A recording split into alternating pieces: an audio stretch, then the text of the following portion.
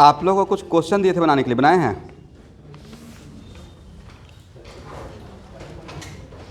कौन कौन सा क्वेश्चन था एवरीवन? 5, 6, 7, 8। अब ध्यान से देखिएगा, ये हम लोग डिस्कस कर रहे हैं क्लास असाइनमेंट कंसंट्रेशन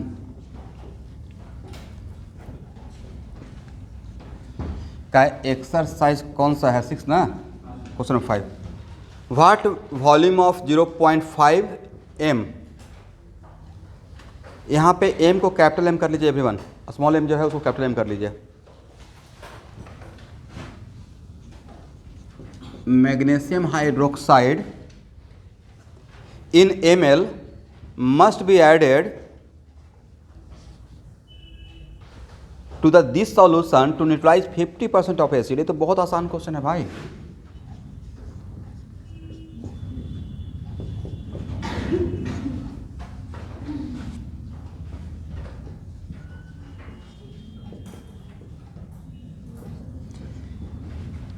देखिए तो बैलेंस है। Number of mole of HCl कितना? m into V. अब ये कैलकुलेशन के टाइम पे फास्ट हो जाइए। तो सर 0.1 इंटू 10 कितना मिलीमोल? मिलीमोल ना, 1। बट 1 मिलीमोल एसिड का खर्च करना है या हाफ मिलीमोल? क्वेश्चन का कंडीशन क्या है? 50% को सिर्फ न्यूट्रलाइज करना, राइट। इसका मतलब इसका सिर्फ हाफ मिलीमोल खर्च करना है, एग्री? तो 2 मोल के लिए 1 मोल चाहिए, तो 1 मोल के लिए हाफ मोल चाहिए, तो हाफ मोल के लिए इसका कितना मोल चाहिए?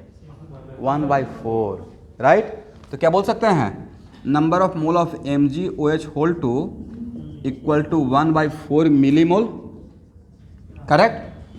और m into V equal to 1/4। तो यहाँ पे मिलीमोल है, तो यहाँ से जो वॉल्यूम मिलेगा वो ml में मिलेगा, right. Then v equal to what? 1/4। m का वैल्यू कितना? 0.05। कितना हो जाएगा भाई? बोलिए 0.2 और 1/0.2 हाउ मच?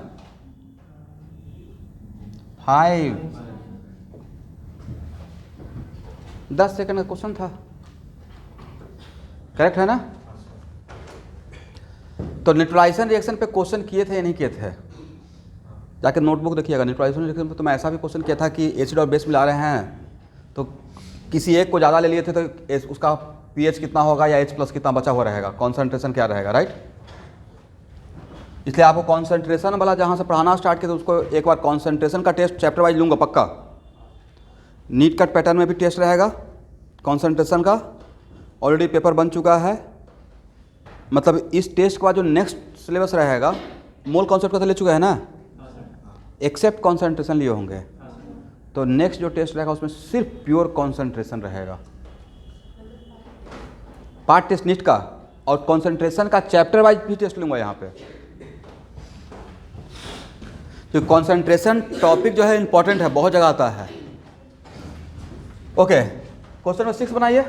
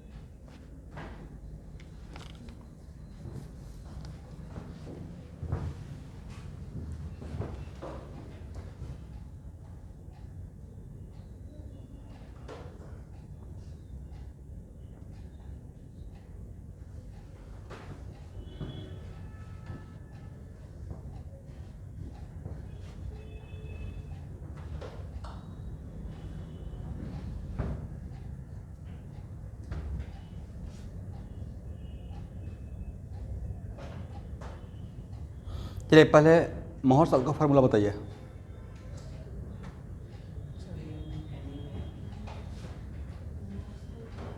सर्च कीजिए।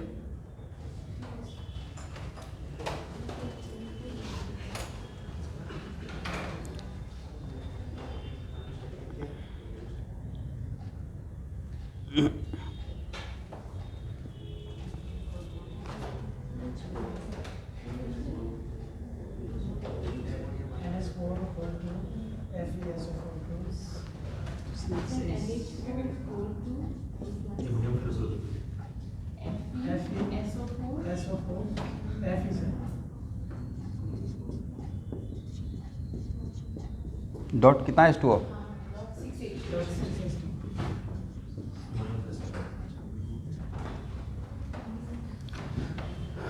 Iron sulphate, ammonium sulphate, right? एक ही बात है, अलग बात है, सेम बात है, सही है ना?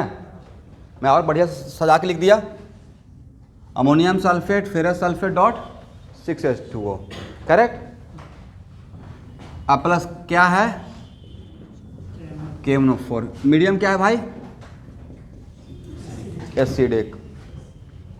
अब देखिए इसमें सबसे बड़ा डिफिकल्टी आपको ये हो रहा होगा कि इस प्रॉब्लम को ज़्यादा बढ़िया रहेगा लॉ ऑफ केमिकल इक्विवेलेंस से सॉल्व करें। किससे? Law of chemical equivalence. और ए तो पता है ना कि एसिडिक मीडियम में A+7+2 में जाता है,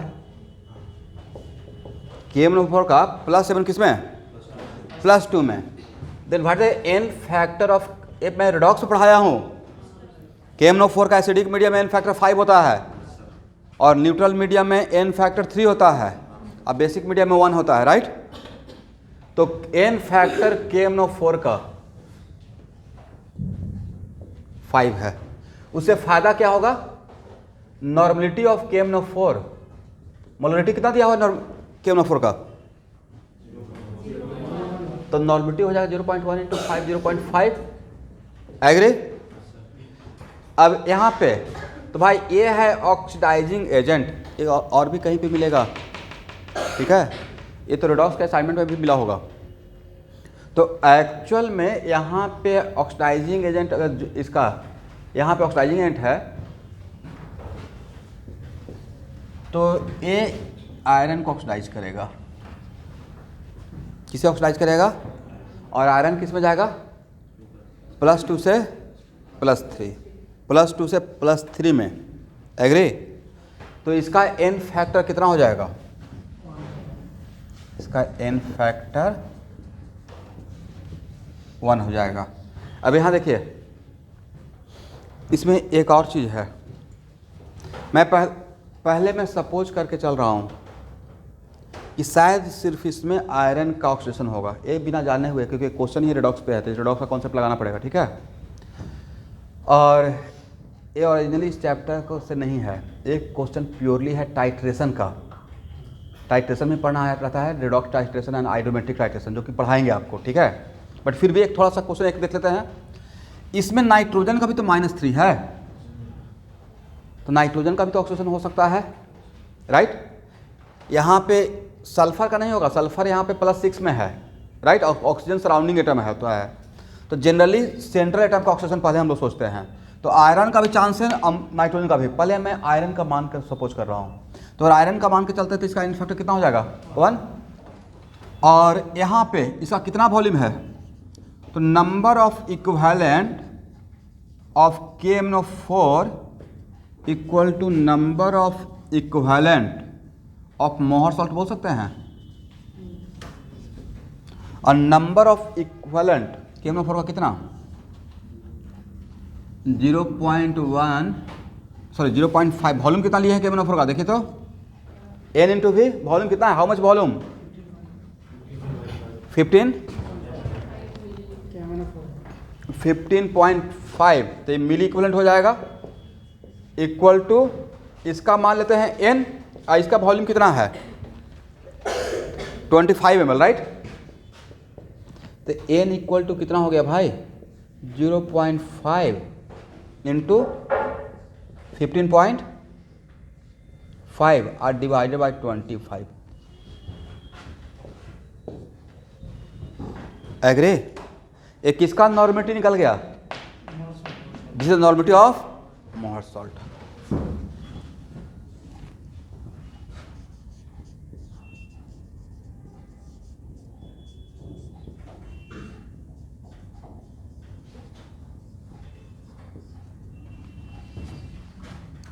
कितना हो जाएगा भाई,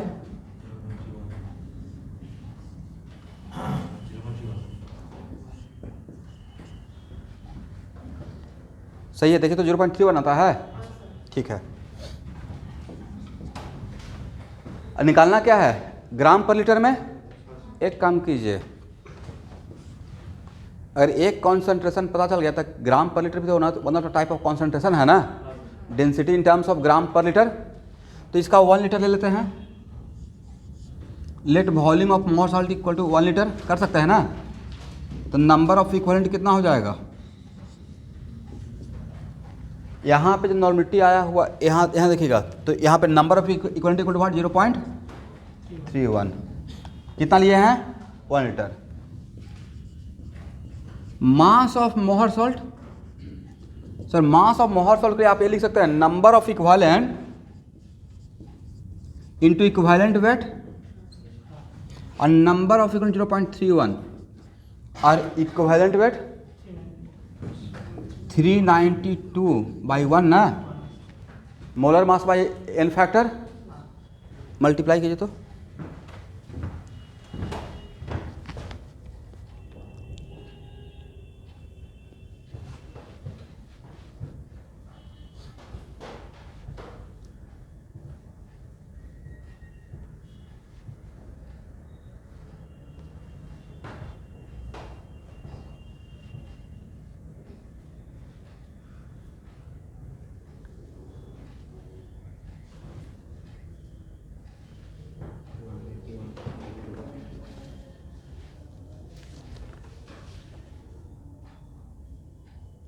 वन 121 आंसर करेक्ट कर लीजिएगा। ओरिजिनल सोर्स में आंसर है 121.6, मतलब 121.52 मोटा मोटी। यहाँ पे आंसर में एक पॉइंट पहले आ गया है, ठीक है। आंसर वहाँ पे दिया हो जो करेक्ट कीजिए। चलिए, तो अभी आंसर पे नहीं आए हैं। ये तो आपको मिल गया क्या 1 लीटर में इतना मास, हाउ मच 121 पॉइंट मोटा मोटी 6 ग्राम। तो निकालना क्या था ग्राम पर लीटर, ग्राम पर लीटर। तो आप लीटर कितना लिए हैं 1 ना, तो ग्राम पर लीटर कितना हो जाएगा, ग्राम पर लीटर इक्वल टू 121.6, इतना ग्राम कितना लीटर में 1 लीटर में। तो ये तो आंसर बनेगा। इसका मतलब यहाँ से आप एक चीज़ सीखे, अब इसको याद रखिएगा भाई, ये कहीं पे पूछा हुआ है, ये डैम से पूछा हुआ है। पहला बात तो है मोहर सॉल्ट का फॉर्मूला याद रहना चाहिए, नहीं रहता तो ये क्वेश्चन बनेगा नहीं बनेगा। आज के बाद याद कर लिए।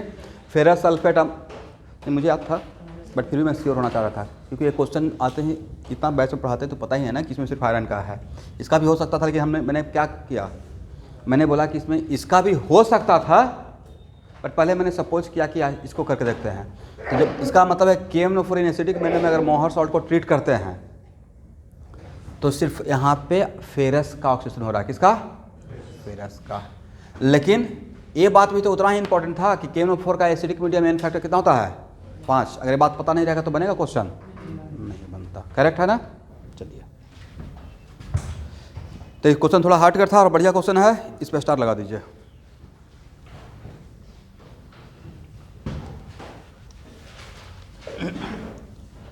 देखिए, टाइट्रेशन जो चैप्टर है उसका खासियत है स्टूडेंट कि क्वेश्चन 1 पैराग्राफ में रहेगा, सॉल्यूशन 3 लाइन में हो जाता है। लॉ ऑफ केमिकल इक्विवेलेंस का एडवांटेज है। इसको हटाएं online student. Next question try कीजिए।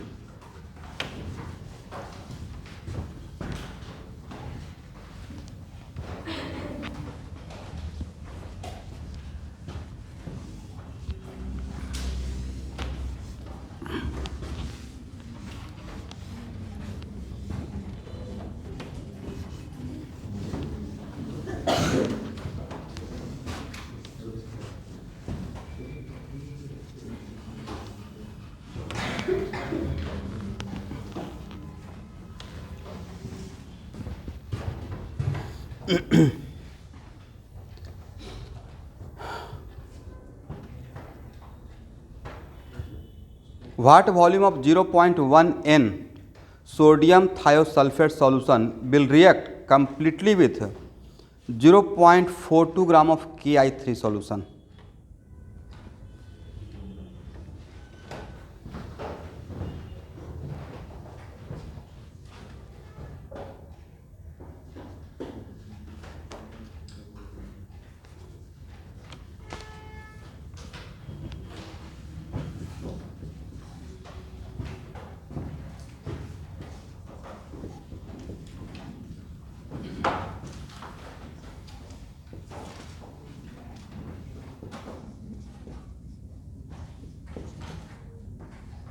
यहाँ देखिए,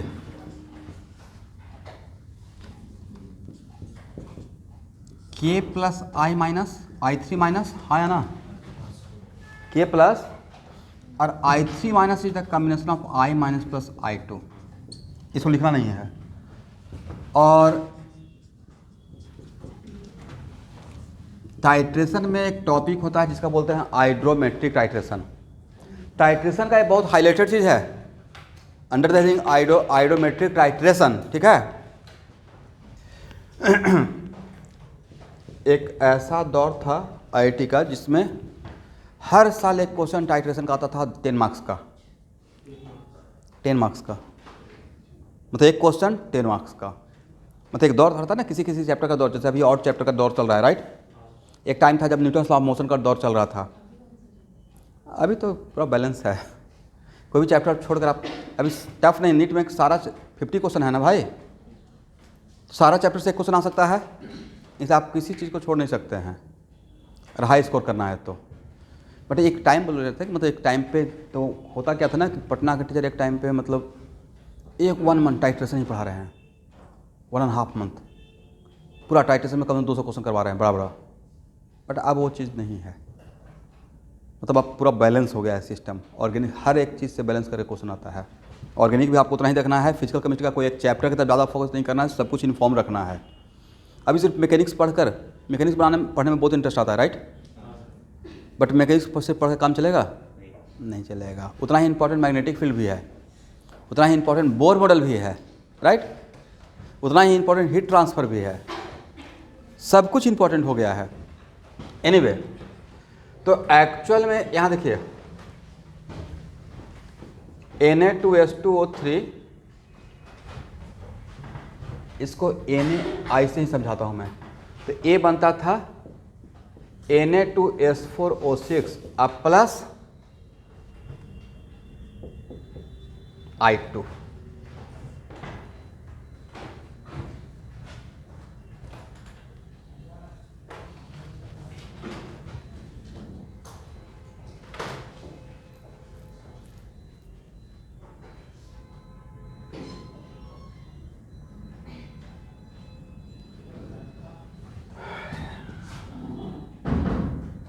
यहाँ देखिए तो इस पर कितना +2 है ना। ओ सॉरी स्टूडेंट,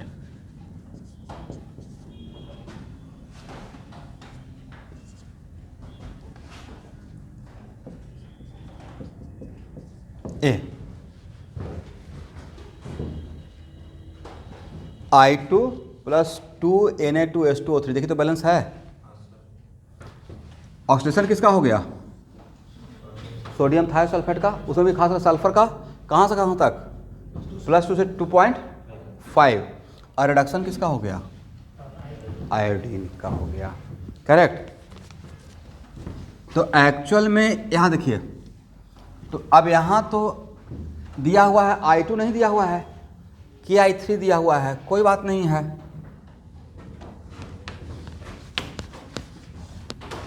KI3 कन्वर्ट हो जाएगा I माइनस में। KI3 किस में कन्वर्ट हो गया? I minus.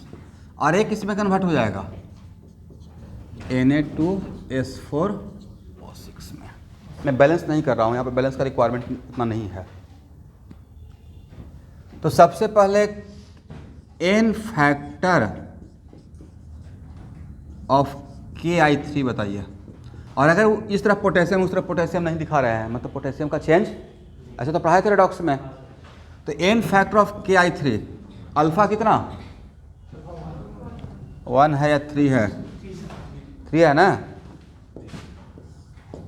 -1 से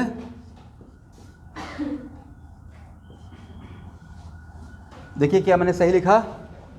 इस कंपाउंड में वन ऑफ द आयोडीन का ऑक्सीजन नंबर कितना? -1 रहेगा या -1/3? -1/3 ना। दैट्स वाई अब इसका मॉडुलस ले लीजिए, कितना हो जाएगा? -1 + 1/3 का मॉडुलस हाउ मच एवरीवन?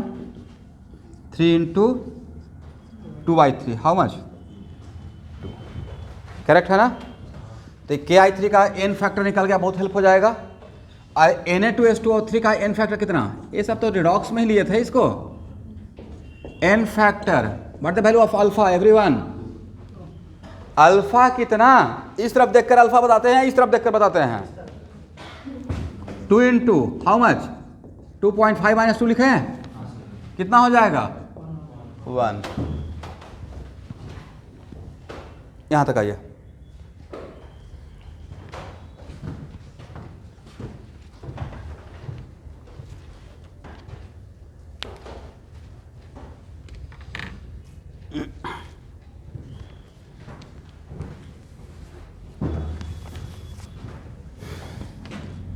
इसको हटाएं।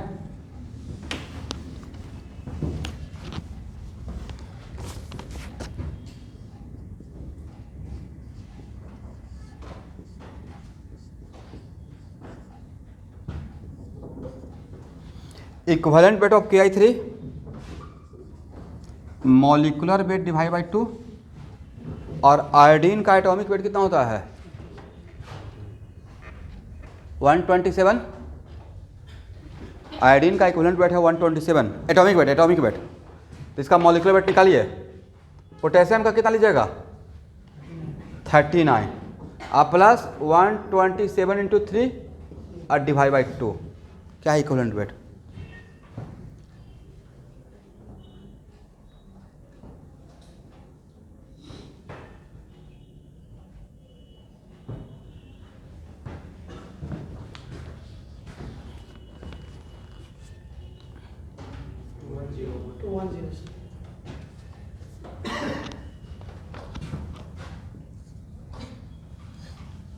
और सबसे इंटरेस्टिंग बात क्या था कि यहाँ तो सोडियम थायोसल्फेट का एन फैक्टर नहीं भी निकालने से काम चल जाता, उसका नोटिटी दिया हुआ ही था।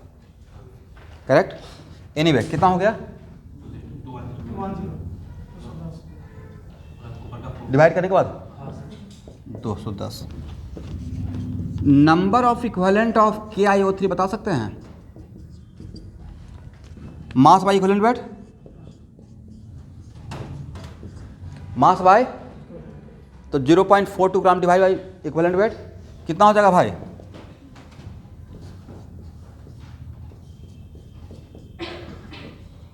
ऐसे लिख सकते हैं ना।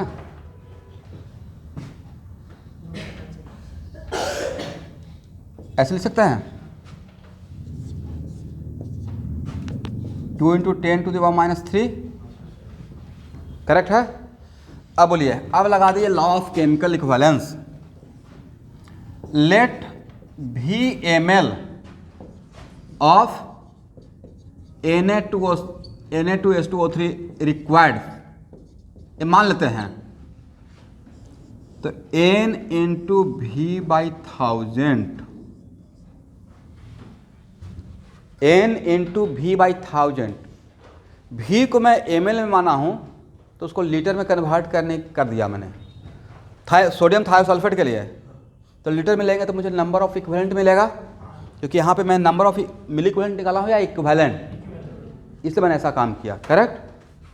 तो यहाँ से जो V का वैल्यू आएगा वो ml में आएगा, क्योंकि माने किस में है, इक्वल टू क्या लिख सकते हैं 2 × 10⁻³ और N का वैल्यू दिया हुआ है ना भाई 0.1 × V/1000 equal to 2 × 10⁻³ then V equal to exactly 20 ml।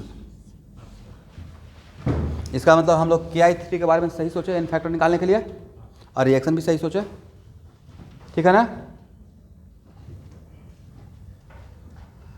तो यहाँ पे ये क्या है और ये क्या है, इसका ऑक्सीडेशन हुआ है तो हो गया रिडक्शन एजेंट, और इसका रिडक्शन हुआ है तो ये क्या है ऑक्सीडाइजिंग एजेंट।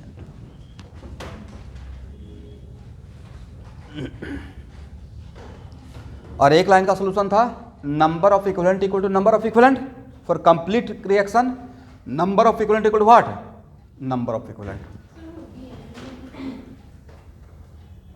क्वेश्चन में आंसर एक्चुअली ml में ही पूछा गया था, इसे मैंने ml मान लिया, बाद में ml में कन्वर्ट कर देते, लीटर मानते तो 1000 से डिवाइड नहीं करना पड़ता तो लीटर में आंसर आता, बट आंसर तो ml में था तो लीटर को ml में कन्वर्ट कर लेते, तो कोई मैं इसलिए पहले से ही ml मान लिया, ठीक है ना। चलिए question number 8,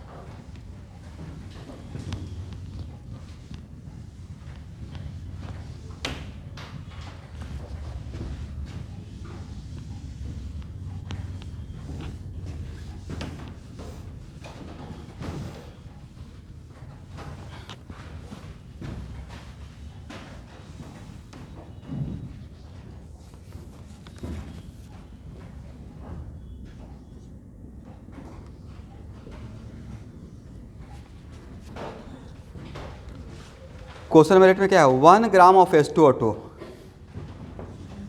mass of H2O2 कितना ग्राम है 1 ग्राम है। सॉल्यूशन कंटेनिंग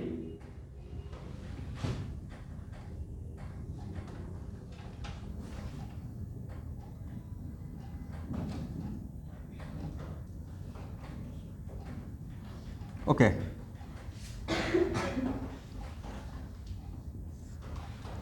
और X% वेट बाई वेट है नहीं, ये इंफॉर्मेशन दिया हुआ है X% what weight by wait. Okay 1 gram H2O2 नहीं है, 1 ग्राम H2O2 का सॉल्यूशन है। H2O2 क्या है solution, 1 gram of H2O pure H2O2 है, H2O2 सॉल्यूशन, उसमें मास ऑफ H2O2 लिखना यहाँ पे गलत रहेगा।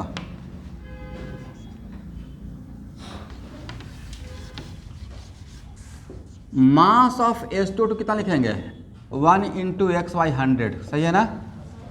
पूरे सॉल्यूशन का कितना परसेंट x% है, this is the mass of H2O2। और ये रिक्वायर्ड होता है 1 ml of KMnO4 for complete oxidation in acidic medium. तो भाई H2O2 अब प्लस KMnO4 मीडियम भाई एसिडिक है, तो ये तो Mn2 प्लस बन जाएगा, और इसका रिडक्शन होगा या ऑक्सीडेशन होगा भाई? ये स्ट्रॉन्ग ऑक्साइड एजेंट है तो इसका ऑक्सीडेशन होगा, इसका रिडक्शन होगा। H2O2 ऑक्साइड होकर क्या बनेगा? O2 बनेगा। हाइड्रोजन पेरोक्साइड का ऑक्सीजन होगा तो क्या बनेगा भाई? ऑक्सीजन में कन्वर्ट होगा। करेक्ट है ना? रिमूवल ऑफ हाइड्रोजन हो जाएगा। करेक्ट। अब यहां देखिए, इसका N फैक्टर कितना? H2O2 का यहाँ पे N फैक्टर 2 रहेगा। किसी को डाउट है तो निकाल कर देख लीजिए। N फैक्टर, क्योंकि यहाँ पे रिड्यूसिंग एजेंट है ना, आया क्या है, तो क्या लिख सकते हैं? 2 × 0। सही है एवरीवन? 0 कितना हो जाएगा? 2। अब number of equivalent of H2O2 equal to क्या बोल सकते हैं? Number of equivalent of KMnO4। यहां तक किसी को प्रॉब्लम? x/100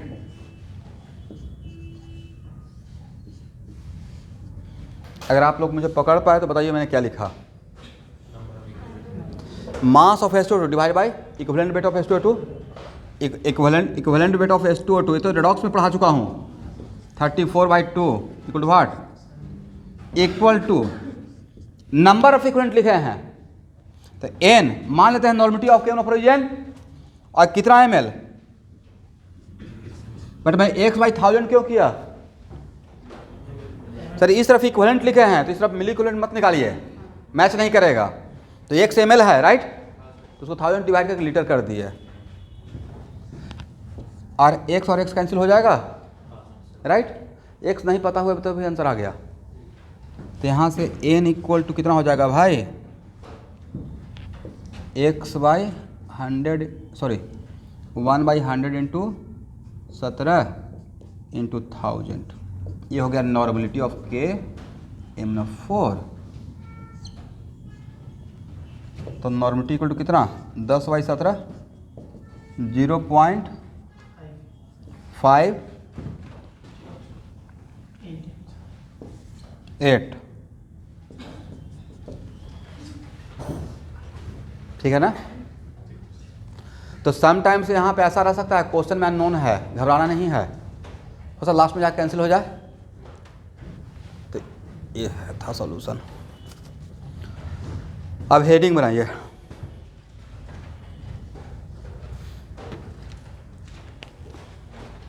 देखिए कभी कभी क्वेश्चन हार्डनेस ऑफ वाटर पे भी आता है। हेवी वाटर नहीं, हार्ड वाटर। हार्ड वाटर समझते हैं ना? एक होता है परमानेंट हार्डनेस, एक होता है टेम्पररी हार्डनेस। किसके प्रेजेंस से होता है वाटर में? अगर ये ऑब्जेक्टिव आ जाएगा क्या बोलिएगा? ये तो बचपन से पढ़ रहे हैं, 9th 10th में आया होगा। टेम्पररी हार्डनेस होता है due to presence of bicarbonate, due to presence of, और उसको हीट करते हैं तो बाइकार्बोनेट डिकम्पोज और कार्बोनेट में कन्वर्ट होता है, और तब temporary hardness just by heating the water खत्म हो जाता है। और एक रहता है permanent hardness. Permanent hardness due to presence of what?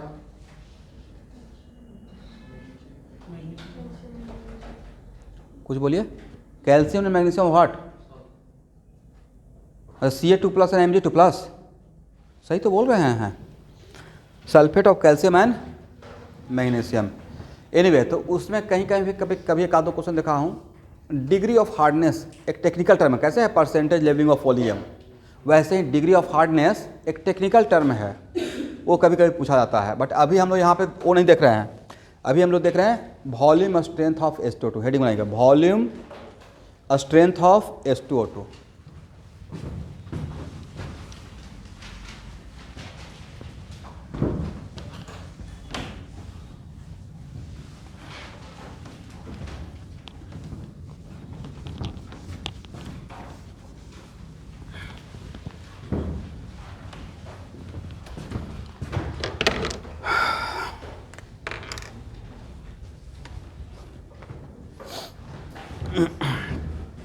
पहला पॉइंट तो ये लिखिए, H2O2 behave as both oxidizing agent as well as reducing agent.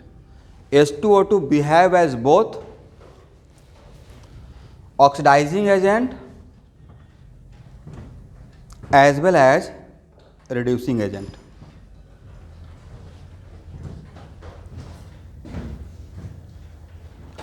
और आपको दोनों का n factor of H2O2 as OA, ए भी 2 होता है, ये मैं रेडॉक्स में पढ़ाया हूँ भाई।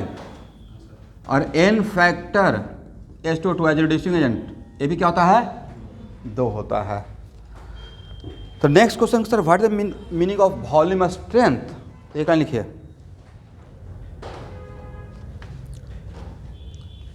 volume strength of H2O2, volume strength of H2O2 is defined as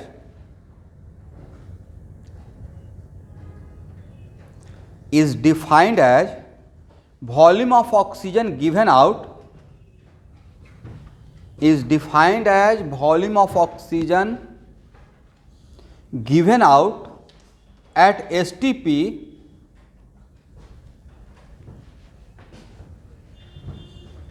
by 1 volume solution of H2O2, by 1 volume solution of H2O2।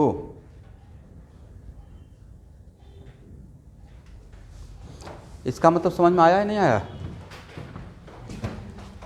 यहाँ देखिए, इसका मतलब ये हुआ कि ऐसे लिखा रहेगा,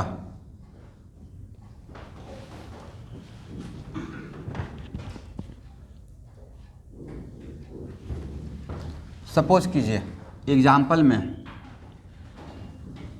इसमें क्वेश्चन रिपीटेडली आया है, अब मैं 2-4 क्वेश्चन यहाँ पे सॉल्व कर दूंगा, ठीक है। High volume strength of H2O2, correct.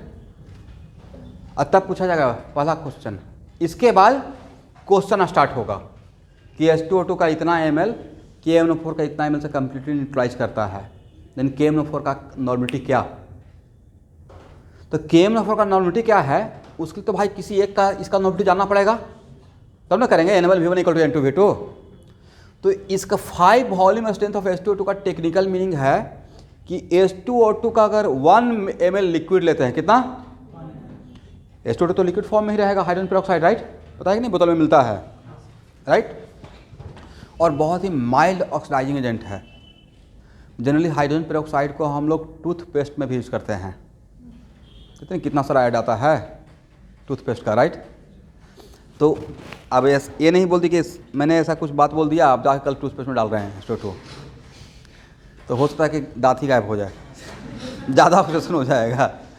और उसमें बहुत थोड़ा थोड़ा मिलाया जाता है, हल्का सा डस्ट को साफ करने के लिए, राइट। देखिए, एक ऐसा पौधा है, कितना बढ़िया, तुलसी। मैंने यकीन मानिए, आधा बीमारी तो गांव में घरेलू जो उपचार होता है ना, जैसे यहाँ पे खांसी होता है तो हम लोग बिना ड्रिल तक कौन सा सिरप, वहाँ पे खांसी होता तो माँ यही कहती थी कि कटोरी में 1 कटोरी घी, उसमें ब्लैक पेपर गोल के और थोड़ा सा मिश्री, अब पी जाओ पूरा, और खूब आराम से पी जाते थे। ऐसा नहीं कि हाँ वोमिटिंग हो रहा है पीने पे, ऐसा नहीं है। या थोड़ा सा हल्का सा सर्दी उर्दी हुआ तो सुबह शाम दूध और हल्दी बस गायब। या कुछ नहीं हुआ तो तुलसी एक ऐसे लेकर आए इतना सारा, और उसको खाते रहो, तो आधा तो ऐसे ही ख़त्म होता है। यहाँ पे विटामिन C के लिए टैबलेट लेना पड़ता है, वहाँ पे आंवला खा लो, मूली खा लो, टमाटर खा लो, विटामिन C ओवरफ्लो होते रहेगा। विटामिन D का कमी है तो धूप में बैठे रहो, ठंडा में खेलते रहो, राइट। नहीं, वहाँ का रूटीन होता है ठंडा में, यकीन मानिए वहाँ का सुबह का मैं रूटीन अभी बचपन का याद करता हूँ कि हम लोग का रूटीन था कि सुबह उठे, जो चीज़ को वहाँ पे इन्फीरियर टाइप का फील होता था कि नहीं अच्छा हम लोग को तो खाना में ही मिलता है, साग और भात। साग समझते हैं ना, या एक खास टाइप का साग का बहुत टेस्टी होता था, खेसाड़ी का साग, खास खेसाड़ी आप लोग नाम सुने भी नहीं होंगे। तो चना का साग होता है ना इनिशियल में, उसका साग बनाया जाता है, सरसों का साग, बथुआ का साग, राइट। तो सुबह का नाश्ता रहता था चावल, और उसमें एक खास टेस्ट होता है, अगर रात का चावल सुबह में साग के साथ खाइएगा तो ultimate taste, you can't believe, उसके सामने सब कुछ फेल हो जाएगा। अल्टीमेट वाला अल्टीमेट भाई, सुबह दोपहर शाम 3 बार कोई साग खाएगा तो उसका आँख का रोशनी जाएगा बताइए। तो उस चीज़ को हम लोग बताइए वहाँ पे अच्छा ये मिलता है, बाद में अभी पता चलता है कि जो जिसको वहाँ पे कम समझ रहे थे उसी का यहाँ पे सबसे ज़्यादा इंपॉर्टेंस है, उसी को यहाँ पे ग्रीन वेजिटेबल बोला जा रहा है। नहीं तो उन सब चीज़ों को बहुत मिस करते हैं। मतलब ये सब कुछ मेरा फेवरेट खाने में से था। अभी मुझे कोई भी कुछ दे दे, लेकिन दही कढ़ी, चावल और दही का कढ़ी बेसन मिलाकर और चोखा सबसे बेस्ट मेरा खाना है। मतलब वो मेरा होता है ना फेवरेट। ये नहीं कि हाँ चिकन भी है लेकिन अब कम हो गया, लेकिन अपना बनाया हुआ ये सब वाला नहीं। तो एक्चुअल में ये यहाँ देखिए, तो वॉल्यूम स्ट्रेंथ का मतलब क्या हुआ कि H2O2 ये 5 ml volume strength of H2O2 दिया रहेगा। इसका मतलब H2O2 का लिक्विड फॉर्म का 1 ml लेंगे तो डिकम्पोज होकर ऑक्सीजन का 5 ml देगा, बट STP पे कितना ml वही लिखवाया है ना। इसका मतलब है कि एग्जाम्पल में ले रहे हैं 5 वॉल्यूम स्ट्रेंथ ऑफ H2O2, इसका मतलब क्या है, it means 1 ml of H2O2 gives what 5 ml of, ये ऑक्सीजन का वॉल्यूम दिया रहता है बाई 1 ml ऑफ, तो 5 ml of oxygen at STP। यहां तक आइए। तो पहला बात तो आप ये समझ में आ गया। आगे उसके बाद मैं पुराना स्टार्ट करूंगा। What is the meaning of volume strength. तो 10 वॉल्यूम स्ट्रेंथ ऑफ H2O2 दिया रहेगा। इसका मतलब क्या समझिएगा, H2O2 का 1 ml से ऑक्सीजन का कितना ml मिलेगा, 10 ml। किस कंडीशन पे, STP पे, ठीक है। अब लिखिए relation between volume strength of H2O2 and normality of H2O2। Relation between volume strength of H2O2 and normality of H2O2।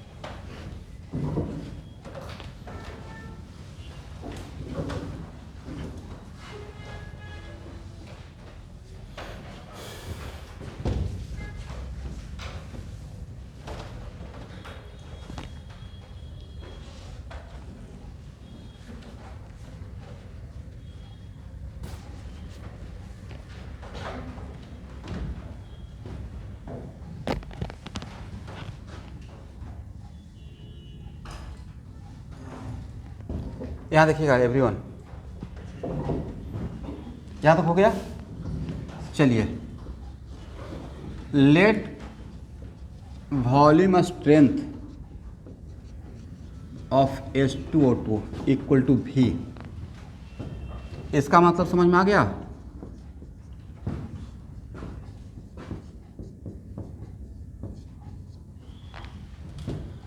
यही है ना डिसोसिएट होने का। इसका 1 ml ले रहे हैं तो इसका कितना ml मिल रहा है, V ml। किस कंडीशन पे, STP। यहाँ तक आइए।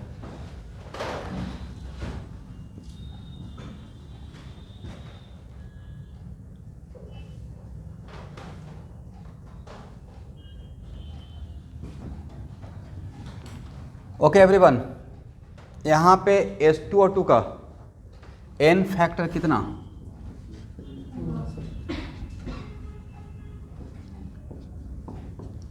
सॉरी 2। H2O2 का यहाँ पे N फैक्टर क्या है 2 है, करेक्ट। तो ऑक्सीजन का एन फैक्टर कितना बताया था ना निकालने के लिए? एन फैक्टर किसी एक का एन फैक्टर पता रहेगा और इक्वेशन बैलेंस है तो एन फैक्टर निकाल लेंगे। कोफिशिएंट कितना है भाई? कोफिशिएंट 1 है, राइट। और इसका एन फैक्टर कितना है? मल्टीप्लाई कीजिएगा तो कितना होगा? इसका एन फैक्टर कोफिशिएंट कितना है? हाफ। कितना से मल्टीप्लाई करेंगे एन फैक्टर? 2000 प्रोडक्ट 4 से। इसका मतलब what is N factor of oxygen? N factor of O2 कितना? 4। यहाँ इंपॉर्टेंट है मेरे लिए, यहाँ तक आइए, करेक्ट है ना? समझ में आएगा? एन फैक्टर मैंने कैसे निकाला? एक ट्रिक दिए थे, उसी ट्रिक को यहाँ पे अप्लाई कर दिए। इसका तो पता था लेकिन इसका निकालना था मुझे। किसका निकालना था? ऑक्सीजन का।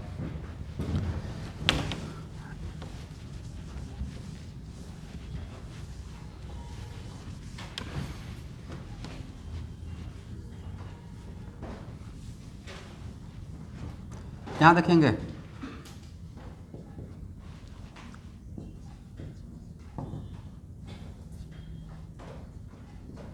अगर आपको प्रॉब्लम नहीं है तो क्या मैंने सही लिखा? Number of mole of oxygen equal to ml में है तो 22,400 ले लेंगे STP पे। भाई number of equivalent of O2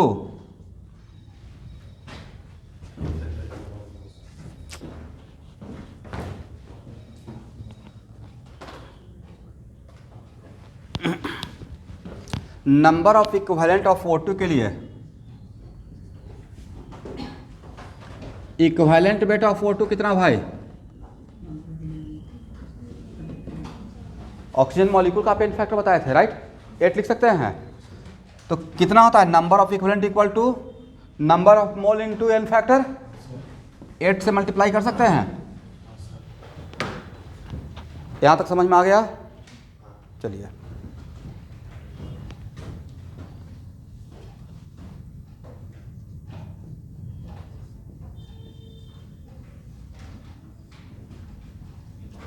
और क्या हम लोग इसके बीच में लॉ ऑफ केमिकल इक्विवेलेंस लगा सकते हैं? इसके और इसके बीच में क्या लगा सकते हैं? Law of chemical equivalence. Number of equivalent of H2O2 must be equal to number of equivalent of oxygen. तो number of equivalent of H2O2 equal to क्या इतना लिख सकते हैं?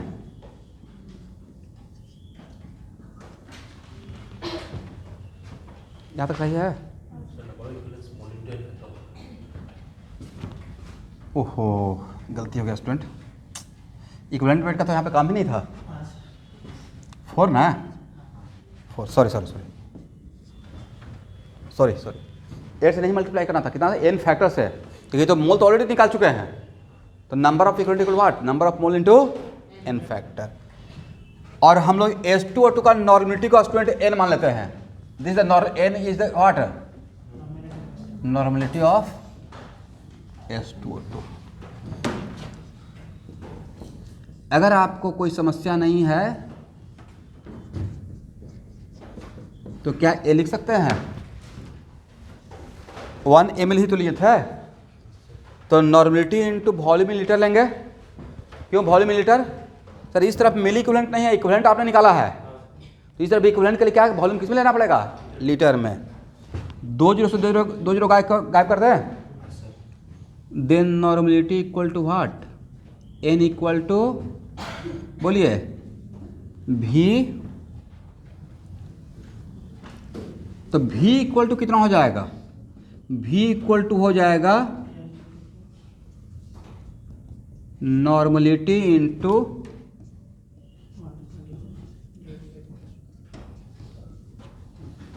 क्या सही है? और डिवाइड करके वैल्यू बताइए। 5.6 आना चाहिए।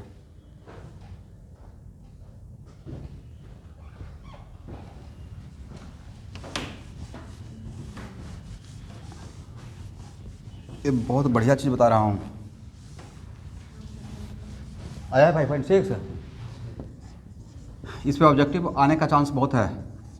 इसका मतलब है भी क्या था भाई? Volume strength, right?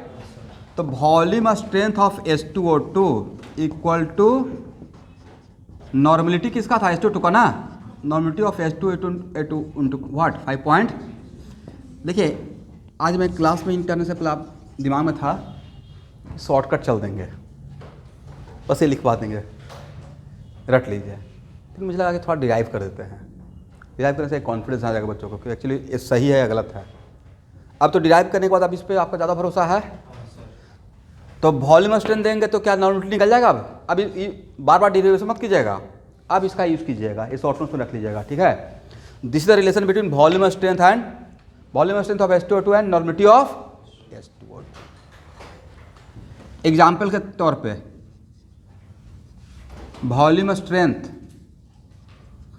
अगर 10 भी है, इसका मतलब एक वॉल्यूम से 10 वॉल्यूम मिलेगा, तो नॉर्मलिटी ऑफ H2O2 निकल जाएगा। सर 10/5.6 कर दीजिए, एग्री इस फार्मूला से।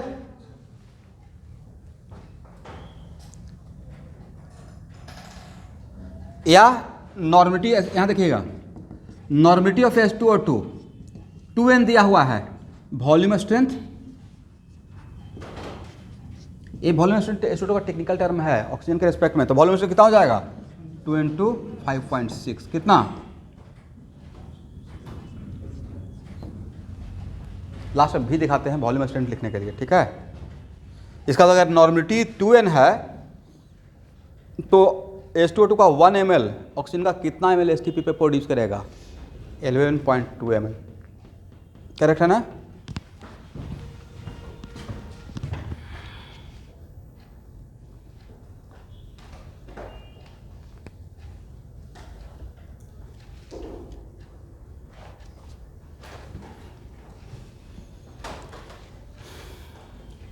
चलिए एक्सरसाइज 7 का क्वेश्चन नंबर 1।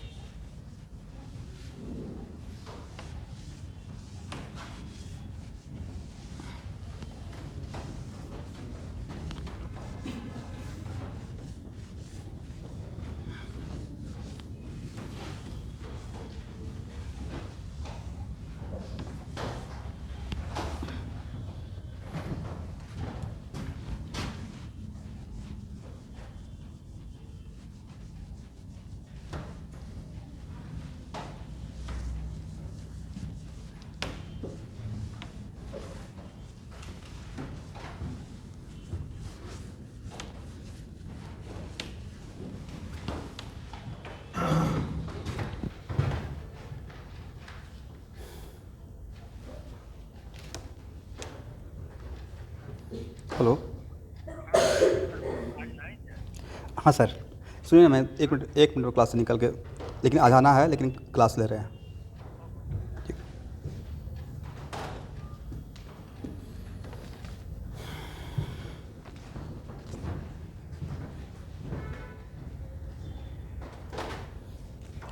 क्वेश्चन में क्या बोला गया है, 20 ml of H2O2 after acidification with dilute H2SO4 required 30 ml of N/12 KNO4 for complete oxidation. Calculate the strength of H2O2 in gram per liter and volume strength. Okay.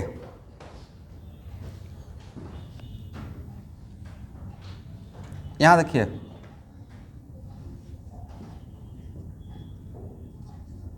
एक line का question है भाई, घबराना नहीं है।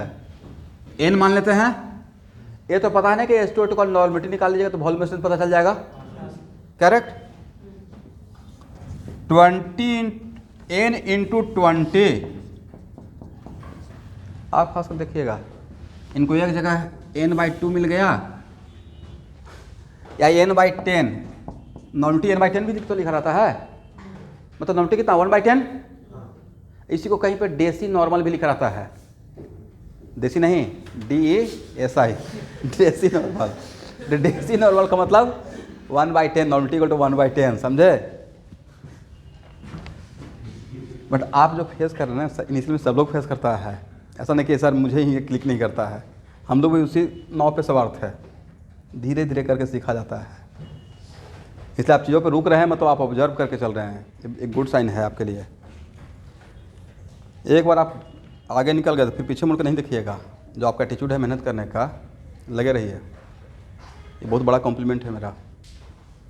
एक बार अगर निकल गए आगे तो फिर पीछे नहीं मुड़िएगा। जो जिस टेम्परामेंट से आप अटैक कर रहे हैं प्रॉब्लम पे, मेहनत कर रहे हैं, सबसे बड़ा चीज़ खास बात है आपका कंसिस्टेंट कंटिन्यूटी ज़बरदस्त है, और वो कंटिन्यूटी से अगर आप आगे बढ़ते रहे, हाँ हाइप मत होइएगा। बाकी ये सब खिचड़ी बनते रहेगा, सर यहाँ पे ये था, यहाँ पे था, वो तो ये दौर है भाई, तैयारी का मोड है, उसमें कन्फ्यूजन अगर नहीं होगा इसका मतलब है कि आप सही से नहीं काम कर रहे हैं। कन्फ्यूजन तो निकलेगा ही निकलेगा। इक्वल टू 1/12 इंटू 30 कर दें तो n इक्वल टू कितना, ये हम लोग मिली इक्विवेलेंट निकाले थे, तो milli equivalent equal to milli equivalent, right. तो n इक्वल टू कितना 30/12 इंटू 20 कितना हो जाएगा 1/8। This is the normality, correct. Then volume strength कितना रहेगा, वॉल्यूम स्ट्रेंथ का फार्मूला था ना हम लोग के पास, 1/8 इंटू 5.6, 7×8 56, 0.7, यही तो आंसर है वॉल्यूम स्ट्रेंथ। सेकंड क्वेश्चन, चलिए अब बताइए भाई, यहां देखिए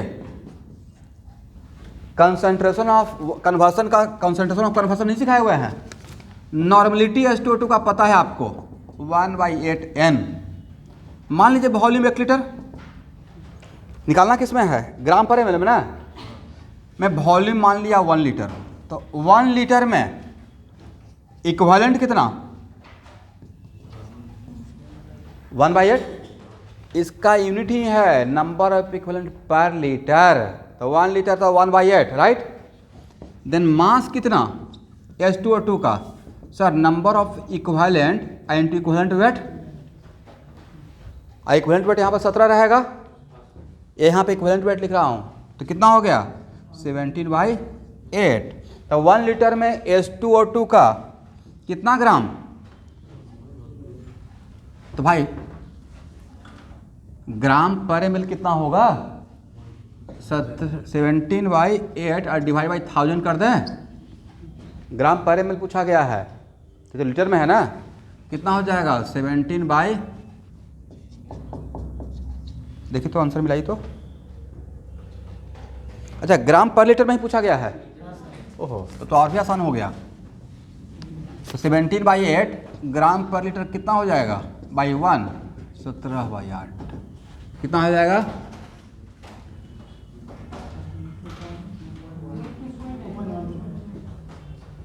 लेकिन आंसर तो यहाँ पे कुछ और है, कहाँ पे मिस्टेक हो गया।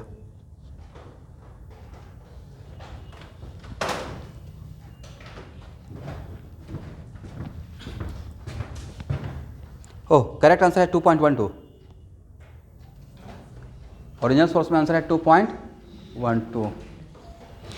देखिए इसमें प्रिंट में मेरा कोई मिस्टेक नहीं है, ये सारा टाइप किया हुआ है सौरभ का, वहाँ पे कुणाल के साथ बैठते हैं ना, उनका टाइप किया हुआ है, तो उनको पकड़िएगा कि आप सर थोड़ा सही से टाइप कीजिए, हम लोग को बहुत गड़बड़ हो जाता है।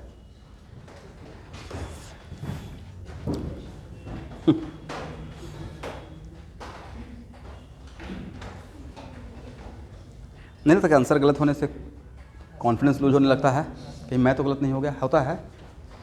अब मुझे बैठ के फिर एक बार करेक्शन करना पड़ेगा, उतना टाइम है नहीं। वो एक टेक्निकल टर्म है, उसका कोई यूनिट मत लीजिए, उसको 10 वॉल्यूम स्ट्रेंथ इक्वल टू 10 भी, इसका मतलब 1 ml से 10 ml मिलेगा ऑक्सीजन का, ठीक है। 2.12 ना ग्राम पर लीटर। चलिए क्वेश्चन नंबर 2, बस 15 मिनट में स्टूडेंट 2 और 3 बना देना है।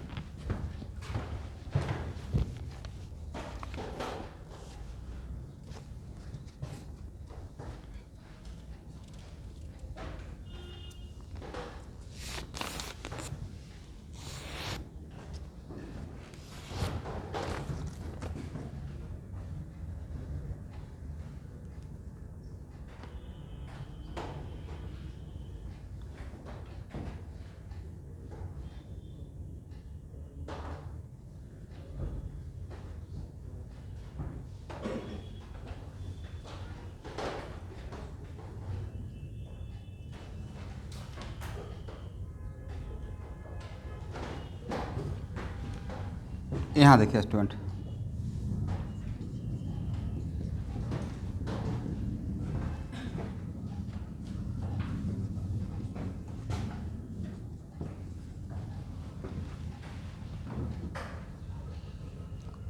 और यहाँ देखिएगा और क्या होगा, हालांकि उससे मुझे यहाँ पे कोई इंटरेस्ट नहीं था। सर पोटेशियम कहाँ जाएगा, QH बन जाएगा या कुछ बन जाएगा, उसमें मेरा बहुत ज़्यादा इंटरेस्ट नहीं है। मेरा इंटरेस्ट है कि आई कन्वर्ट इनटू व्हाट, I2। तो इसका क्या हो गया, ऑक्सीडेशन, ऐसा क्या हो गया, रिडक्शन। बस इतना से ही मुझे मतलब था। और कितना ग्राम आयोडीन प्रोड्यूस हुआ,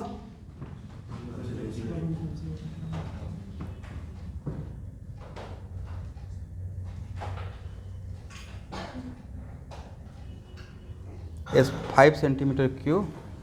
ओके, इसको थोड़ा तोड़ कर देखते हैं।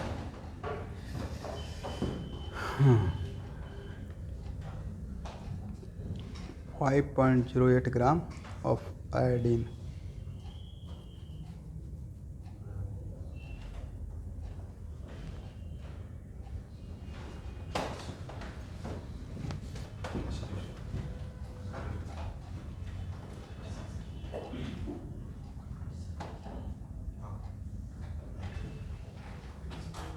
एक्चुअली बैलेंस करने से बचना चाह रहा हूँ, कुछ शॉर्टकट रखना चाह रहे हैं। क्या बोले,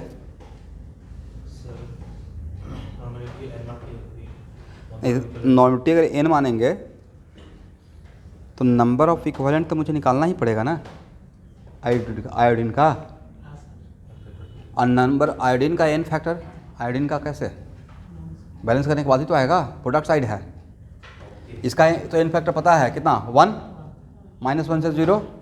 तो आयोडीन का कितना, आयोडीन तो प्रोडक्ट साइड में है ना, करेक्ट। तो उसके लिए तो शॉर्टकट वाला ट्रिक लगाना पड़ेगा। ट्रिक दिया था ना कि प्रोडक्ट साइड का कैसे निकालते हैं, तो वो मैं सोच रहा हूँ।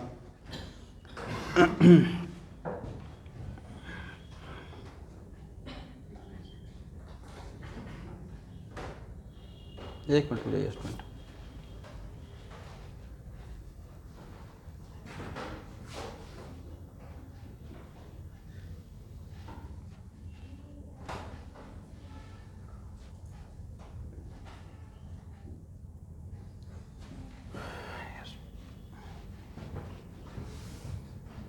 ऐसे क्वेश्चन है एक लाइन का, एन निकल गया था, काम खत्म।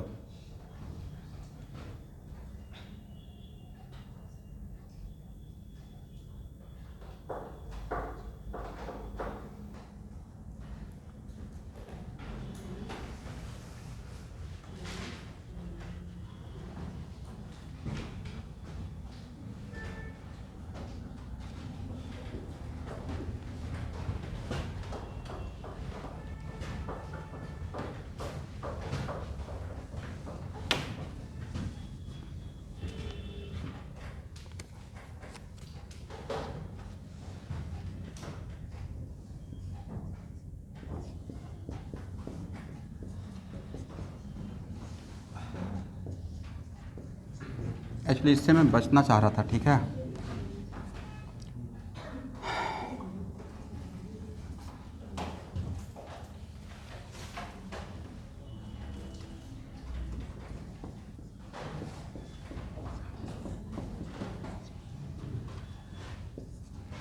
देखिए तो बैलेंस है, और आप ना बोल भी नहीं सकते हैं क्योंकि क्वेश्चन में ही एसिडिफाइड, क्वेश्चन नहीं, क्वेश्चन में था ना कि एसिडिफाइड है, मतलब एसिडिफाइड है तो हम जो वहाँ पर कोई एसिड डालना पड़ेगा। तो मैं जनरली डाइल्यूट H2SO4 यूज़ करते हैं, ठीक है।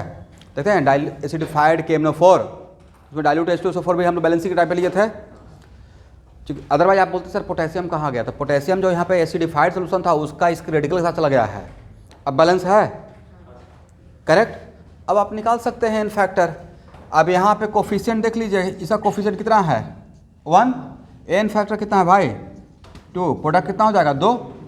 बाकी इसमें तो मेरा इंटरेस्ट है नहीं, या नहीं इसमें इंटरेस्ट है। लॉ ऑफ केमिकल इक्विवेलेंस का मतलब क्या, number of equivalent of this must equal to number of equivalent of this. इसका कोफिशिएंट कितना 1, एन फैक्टर कितना 2, ठीक है। तो क्या हम लोग को आयोडीन का एन फैक्टर पता चल गया, N factor of I2 equal to 2, agree. तो equivalent weight of I2 equal to what, बोलिए भाई 127, 2 divide by 2 127। The number of equivalent of H2O2 equal to what, number of equivalent of I2, agree. इसका एनऑर्बिटी n मान लेते हैं। देखिए मैंने सही किया, 5 सेंटीमीटर क्यूब को मतलब 5 ml, बट चाहिए number of equivalent equal to कितना ग्राम लिए हैं, कितना ग्राम प्रोड्यूस हुआ है 0.508 और डिवाइड बाई 127 इंटू 4 क्या 508 होता है, देखिए तो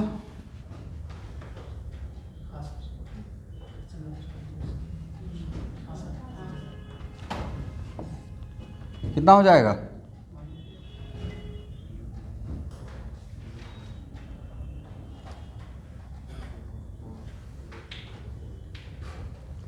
जीरो 0.04 या 0.0004, 0.004 नहीं, तो n कितना हो जाएगा सर 4/5 हो जाएगा 0.8, 4/5 मतलब 0. ठीक तो है। Then volume strength equal to 0.8 into 5.6, 5.6 into 8 कीजिए तो कैलकुलेशन बहुत फास्ट रखना पड़ेगा।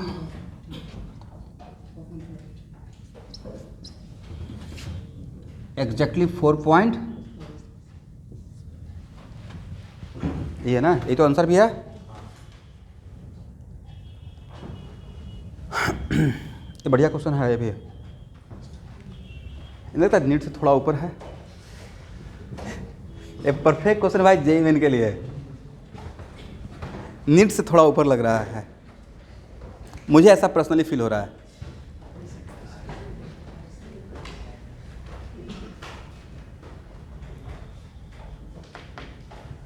बड़े तो बिल्कुल परफेक्ट क्वेश्चन रहेगा जेईई मेन के लिए। अच्छा, कुछ मेडिकल के बच्चे जेईई मेन का भी तो एग्जाम देंगे? बिल्कुल देना है। कब कहाँ पे मौका मिल जाएगा? देखिए, ऑप्शन ओपन रखने में हर्ज क्या है? दोनों में सिलेक्शन, तीनों में सिलेक्शन हो गया मेरा, जिसमें जाना है हाँ जाएंगे। बट एग्ज़ाम में सबसे ज़्यादा CWB भी भरिएगा सब लोग। उससे फ़ायदा ये होता है ना स्टूडेंट कि आपको जहाँ जाना है वही जाइए, बट एक CV बढ़िया बनता है तो ना, अचीवमेंट। कंपनी में अगर प्लेसमेंट के टाइम पे मैंने ये काम किया है, ये कमाल करके आए हैं, मतलब I have the guts, I have the potential.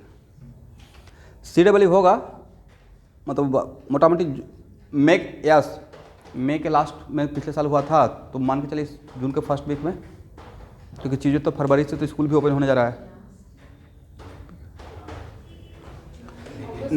नहीं, अब जो CWB है वो प्योरली इंजीनियरिंग का है। पहले जो CWB था आज से 6 साल पहले, वो मेडिकल और इंजीनियरिंग दोनों होता था, कंबाइंड नाम था।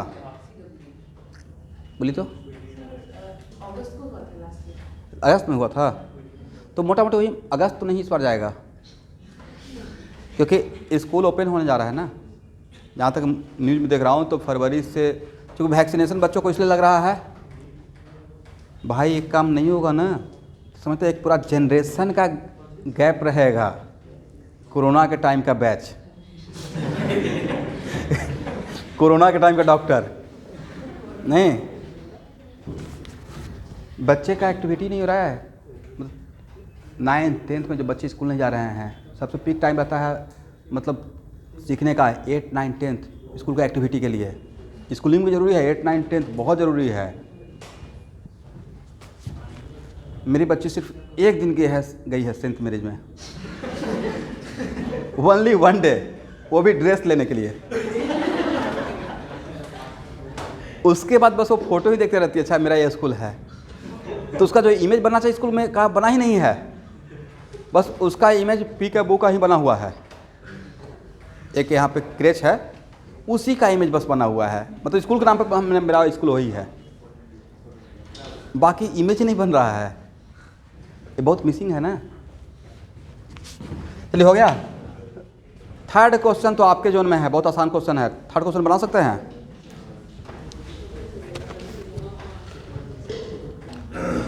सबसे आसान क्वेश्चन आपके लिए छोड़ा हूं।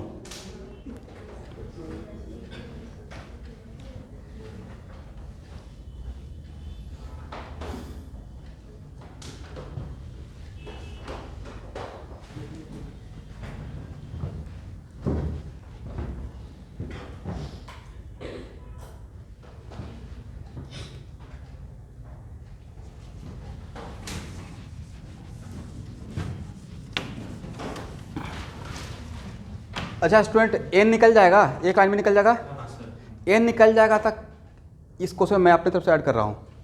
फाइंड मोलरिटी, फाइंड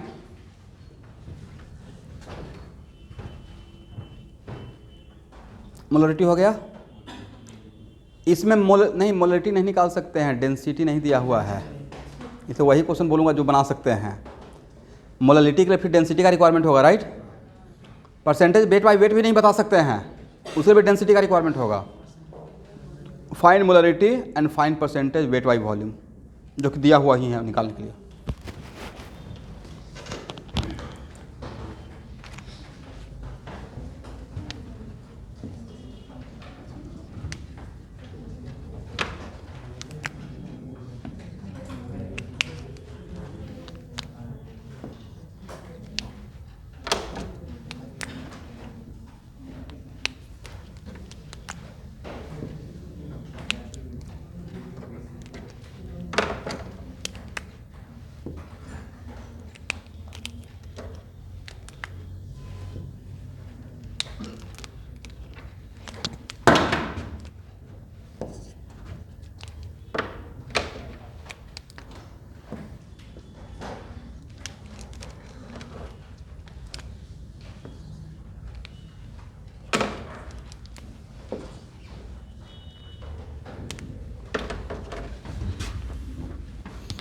आज मोल कॉन्सेप्ट का लास्ट क्लास। आप असाइनमेंट कलेक्ट कर लीजिएगा।